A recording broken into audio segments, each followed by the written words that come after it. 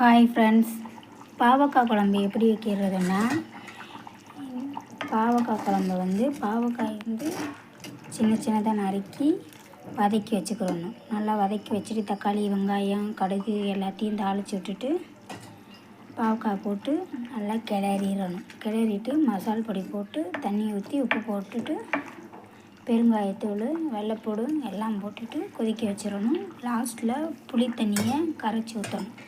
ஊற்றிட்டு கிண்டிட்டோம்னா இந்த மாதிரி கெட்டியாக வரும். அப்படியே பார்க்கும்போதே தெரியும். மண்பானையில் நல்லா கொதிக்கும். இது 3 நாளைக்கு வச்சு நல்லா சாப்பிட்லாம். நல்லாயிருக்கும். நாள் வைக்கிறத விட 2வது நாள் வைக்கிறது ரொம்ப நல்லா குழண்டு டேஸ்ட்டாகவும் இருக்கும். இதே மாதிரி மண்பானையில் ட்ரை பண்ணி பாருங்கள். நல்லாயிருக்கும் சாப்பாடும். ஓகே ஃப்ரெண்ட்ஸ், அடுத்த வீடியோவில் பார்க்கலாம்.